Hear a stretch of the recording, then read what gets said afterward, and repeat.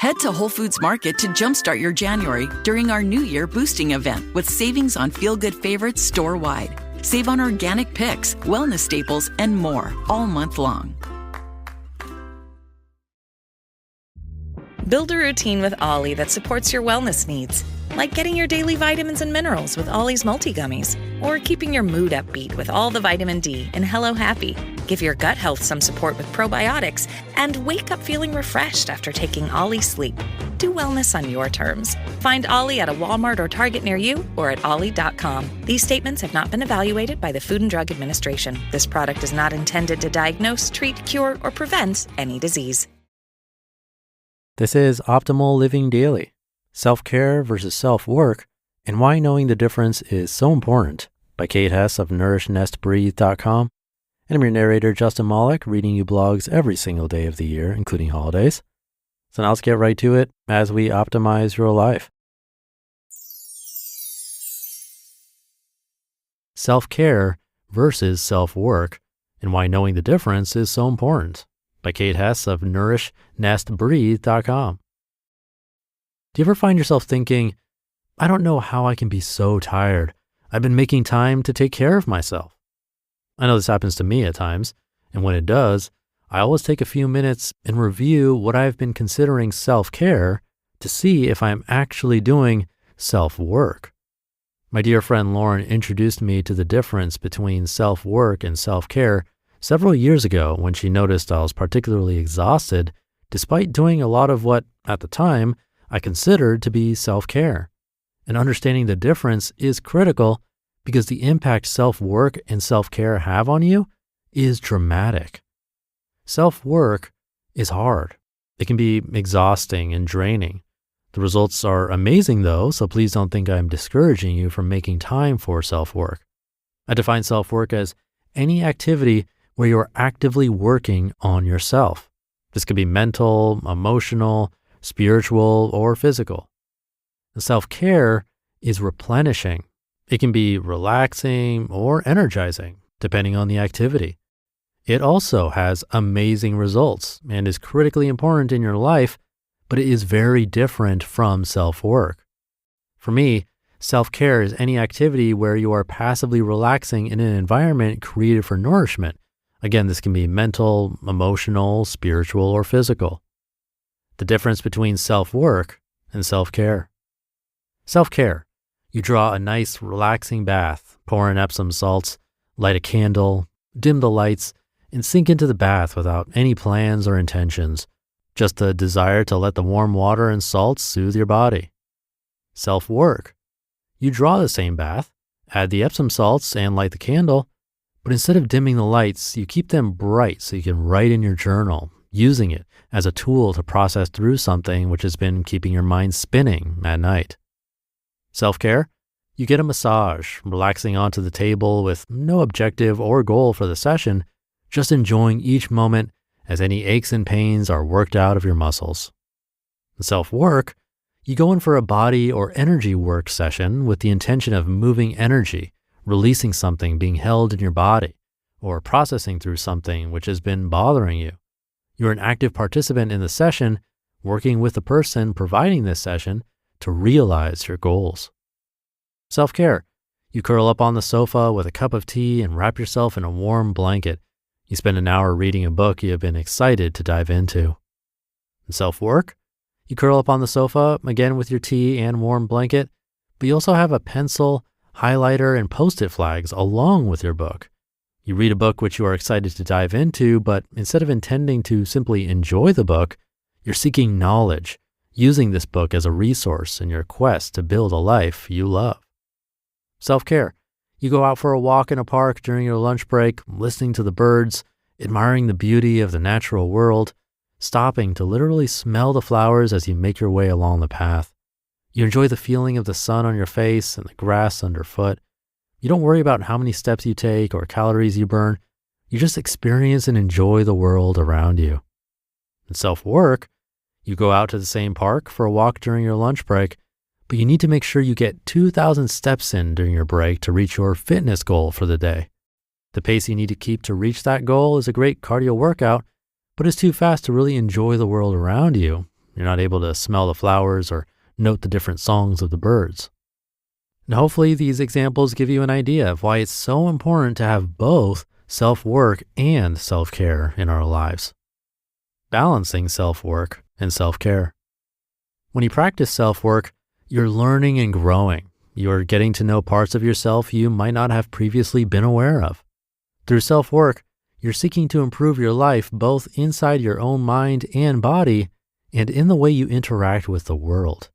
Along with all the rewards, this work can be exhausting.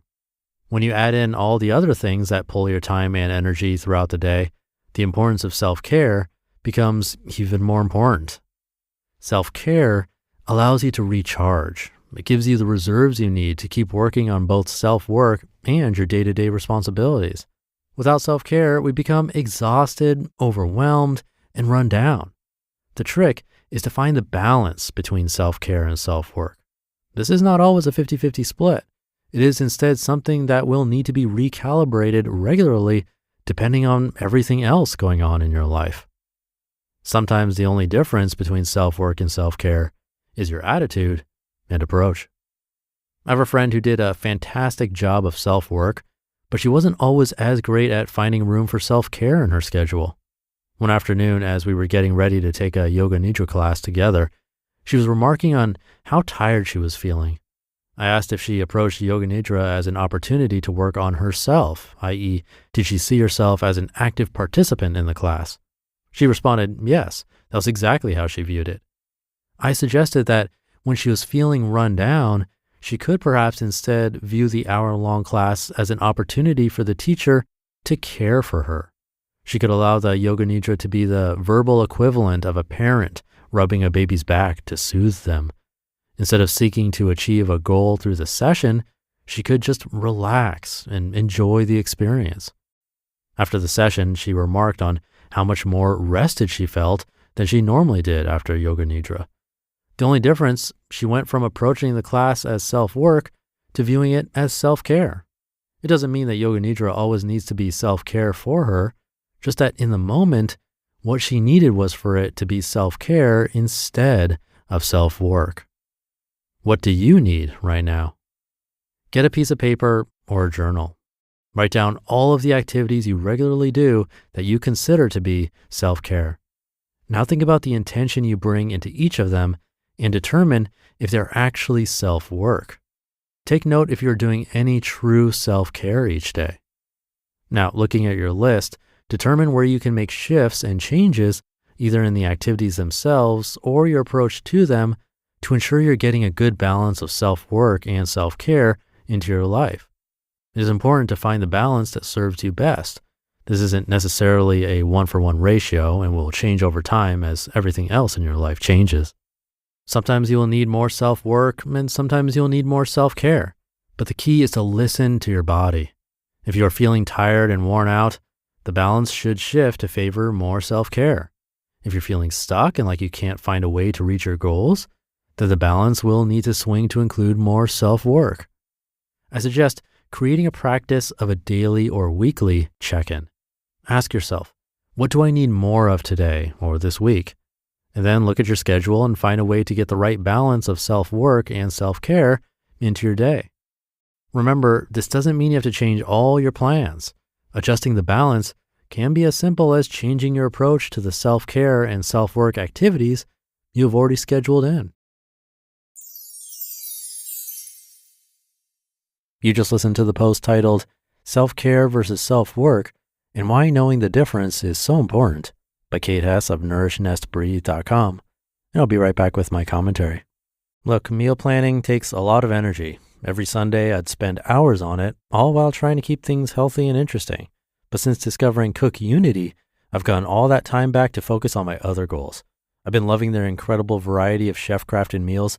Last week, I tried this amazing teriyaki roasted salmon from Chef Esther Choi, who was hailed as a new rising chef by Food Republic. The quality is incredible. Everything arrives fresh, not frozen, and it's made with local, seasonal ingredients. What I appreciate is how easy they make it to eat well. You can browse by protein, cuisine, or dietary needs, and the menu changes weekly with new chefs always joining. Plus, everything heats up in as little as 5 minutes with zero cleanup. Reset your routine with convenient, mouth-watering meals crafted with local ingredients by award-winning chefs. Go to cookunity.com/old or enter code OLD before checkout for 50% off your first week. That's 50% off your first week by using code OLD or going to cookunity.com/old. Thank you to Kate. This one really made me think about my own routines and what I consider self-care. It's interesting how something that seems like self-care could actually be self-work in disguise. When I was up at that meditation retreat center in the Rocky Mountains, I definitely experienced both. Sometimes meditation was pure self-care, just sitting and being present. Other times it was intense self-work, really diving deep into challenging thoughts and emotions. Both were valuable, but they affected me very differently. I can see this in my current routine too, like when I get some sun first thing in the morning. Sometimes I just enjoy the warmth and quiet, which I'd consider self-care. But other times I'm counting minutes or trying to optimize my circadian rhythm, which is more like self-work. Or with Tai Chi, some days it's just about moving and feeling good.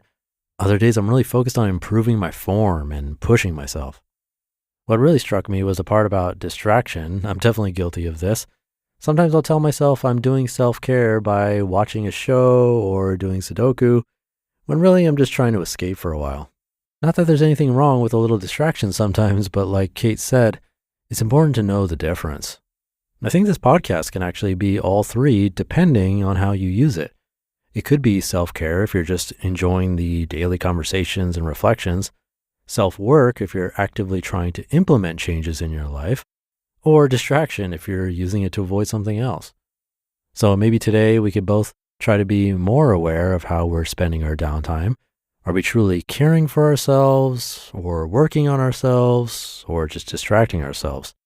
And remember, we probably need all three at different times. So let me know what you think about this. I always enjoy hearing your perspective. You can get in touch at oldpodcast.com or reply to my free weekly newsletter, which you can also find at oldpodcast.com. And with that, have a great rest of your day. Thank you for being here. And I'll see you tomorrow where your optimal life awaits.